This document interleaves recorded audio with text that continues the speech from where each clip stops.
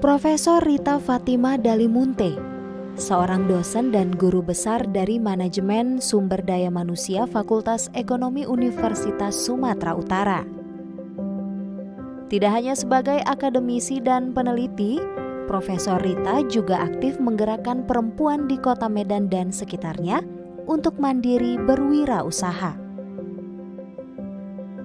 Ketertarikan untuk membuat gerakan peningkatan ekonomi perempuan berawal dari penelitian yang ia lakukan pada tahun 1987 tentang banyaknya perempuan yang terlibat dalam ekonomi keluarga, namun belum mempunyai manajemen yang baik. Rita Dalimunte lalu kerap terlihat membuat pelatihan di daerah marginal untuk memberikan ilmu berwirausaha demi meningkatkan ekonomi perempuan dan rumah tangga. Rita menyadari bahwa semua perempuan berdaya dan mampu untuk berwirausaha jika mempunyai motivasi untuk melakukannya.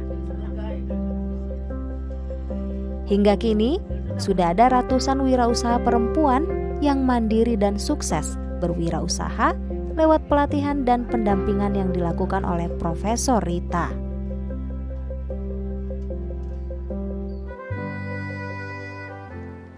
Pemirsa, perjalanan hidupnya tak pernah lepas dari urusan perempuan dan usaha mikro kecil.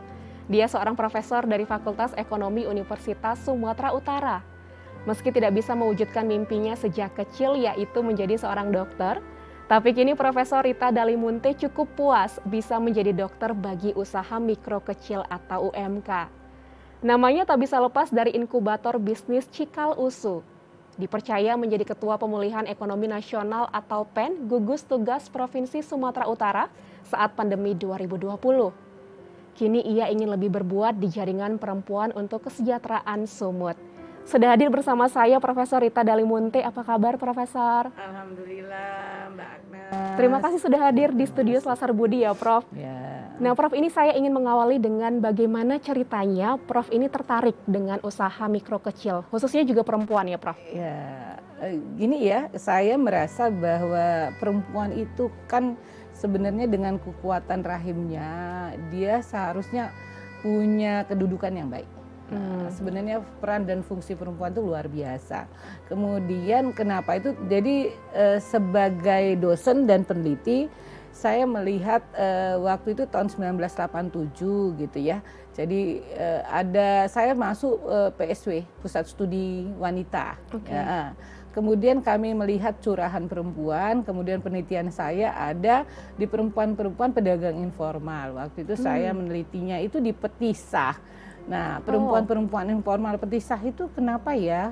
Saya selalu ajaran ayah saya itu why, kenapa? Okay. Kenapa mereka hebat sekali gitu ya, tangguh dan ini.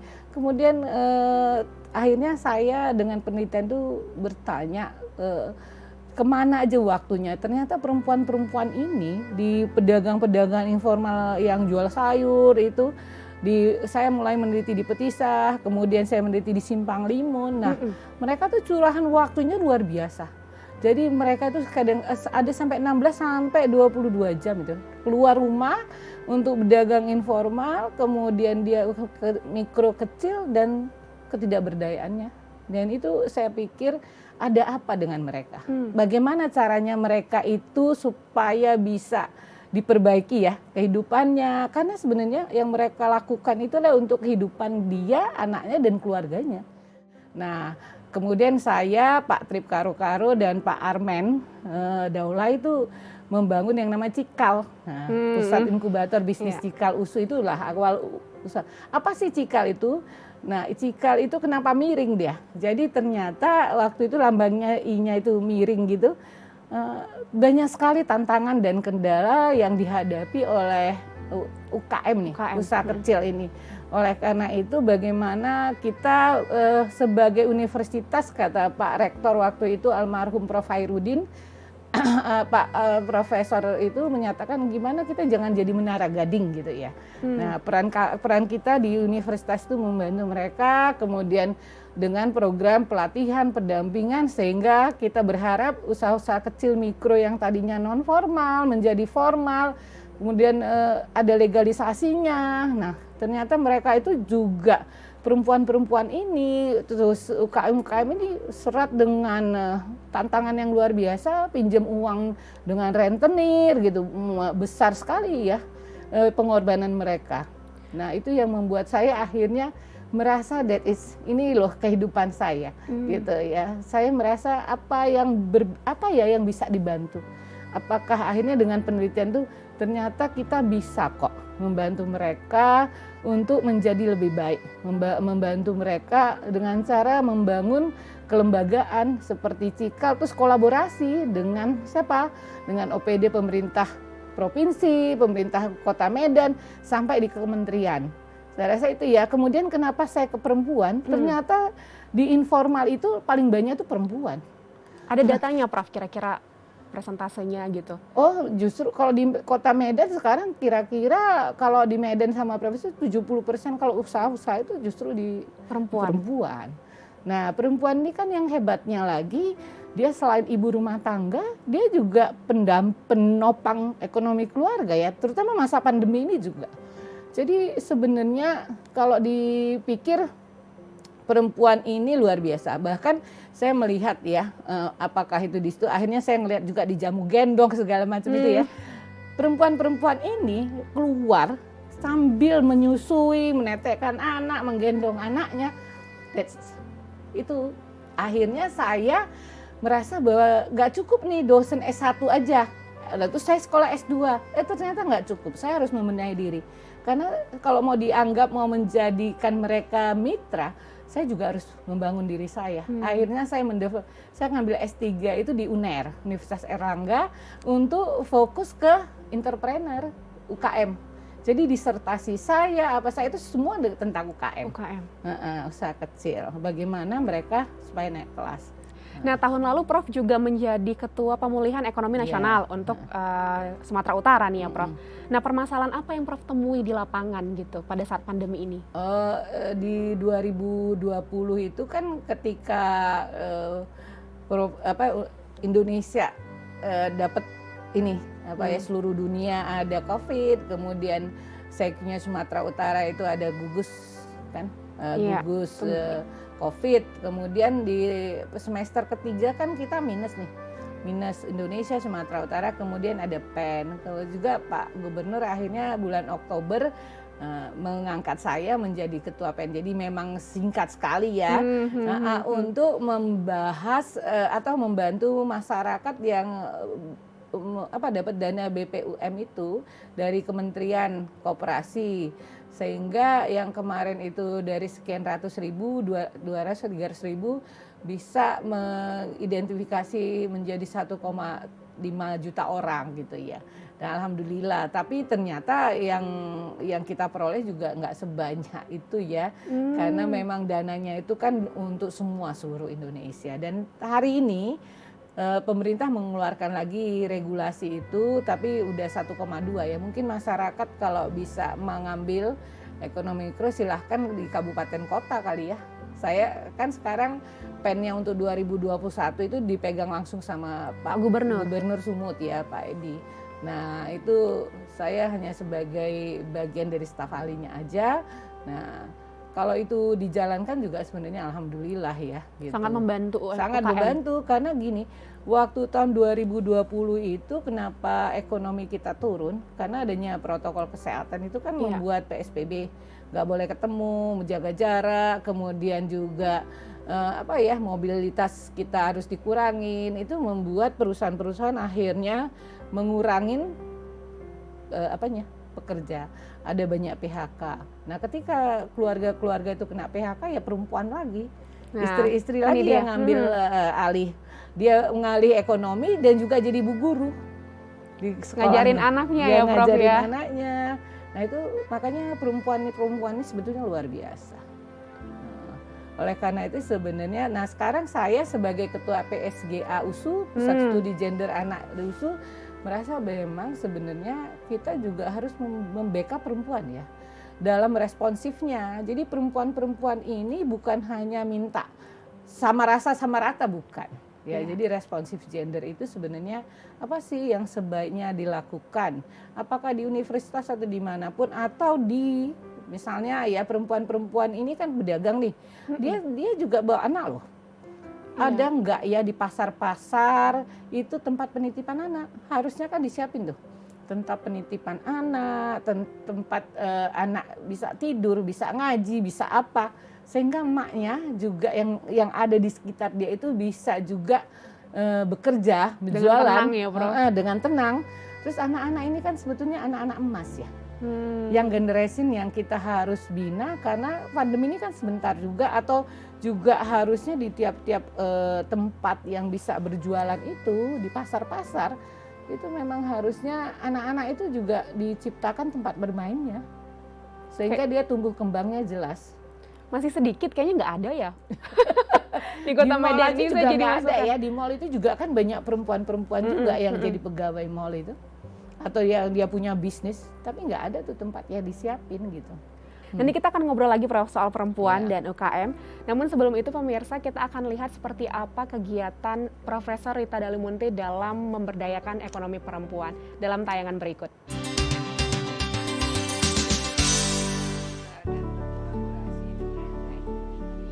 Selama pandemi COVID-19, perempuan, khususnya ibu rumah tangga, mengalami dampak ekonomi yang cukup besar. Banyaknya suami yang mendapatkan pemutusan hubungan kerja berakibat pada ekonomi rumah tangga yang dikelola oleh para istri menjadi terganggu. Kondisi ini membuat Profesor Rita Dalimunte menggiatkan peningkatan ekonomi perempuan melalui lembaga yang didirikannya, Jaringan Perempuan untuk Kesejahteraan atau disingkat JAPUK. Pada saat pandemi, JAPUK memberikan bantuan modal kerja dalam bentuk alat kepada UMKM perempuan yang terdampak pandemi. Misalnya memberikan bantuan kompor, penggorengan untuk perempuan yang berwirausaha kuliner. Hingga saat ini sudah ada 505 UMKM perempuan yang menerima bantuan modal kerja yang disalurkan JAPUK. Mereka tersebar di beberapa kabupaten seperti Deli Serdang, Langkat, dan Kota Medan. Selain menyalurkan modal kerja, JAPUK melakukan berbagai kegiatan lainnya yang bertujuan untuk meningkatkan sumber daya perempuan seperti pelatihan ataupun pembinaan dan melaksanakan kajian tentang perempuan dari berbagai aspek. JAPUK berdiri pada 23 Agustus 2019 merupakan jejaring dari berbagai perkumpulan maupun komunitas perempuan di Sumatera Utara. Seperti Hapsari atau Himpunan Serikat Perempuan Indonesia, Pusat Studi Gender dan Anak atau PSGA USU, serta UINSU, dan beberapa organisasi perempuan lainnya. Sejauh ini, JAPUK mendapatkan dukungan dari pemerintah dalam menjalankan program dan kegiatan mereka. Tujuannya, menjadikan perempuan yang berdaya dan mandiri, serta mampu berkontribusi dalam menjaga ketahanan ekonomi keluarga.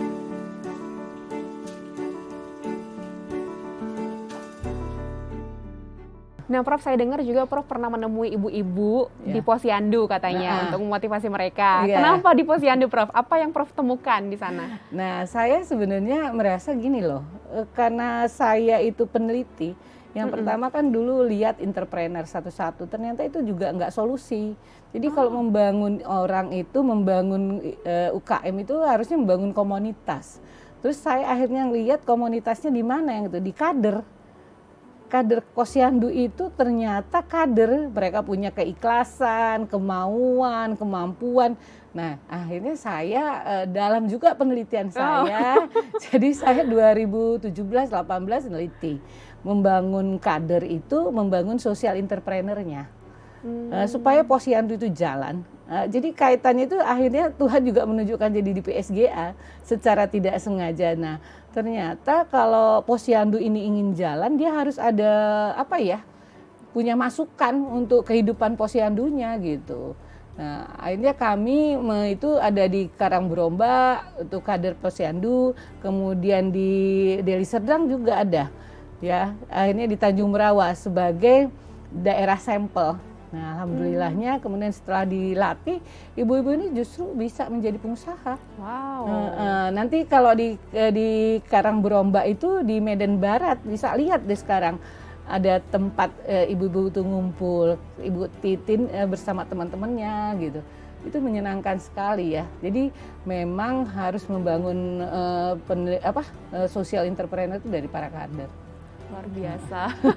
Nah, Prof sekarang juga fokus di jaringan perempuan untuk kesejahteraan, Japuk ya Prof. Ya. Nah, boleh cerita kenapa Prof tertarik untuk membentuk satu komunitas ini ya? Ya, selain membangun komunitas untuk itu KM, ternyata saya juga harus membangun teman-teman juga ya. Saya itu nggak sisa sendiri. Akhirnya tahun 2019 ketika saya bicara soal perempuan dan kemiskinan, bersama Dinas Pemberdayaan Perempuan Sumut. Kemudian itu disponsori oleh Kementerian Perempuan. Nah, saya ketemu dengan teman-teman yang semuanya sama visinya gitu. Akhirnya kita bikin Japu, kemudian saya undang ke rumah ibu saya di DI Panjaitan. Nah, yang hadir itu ternyata yang benar-benar jadi dari Apsari, ada Bu Leli Zelani, kemudian ada dari kebetulan saya waktu itu juga udah jadi ketua PSG USU ya. Kemudian ada Ibu Nini ya. Bu Nini itu kan dari media yang juga pemerhati. Nah, kemudian ada dari Bu Yurisna Tanjung dari akademisi.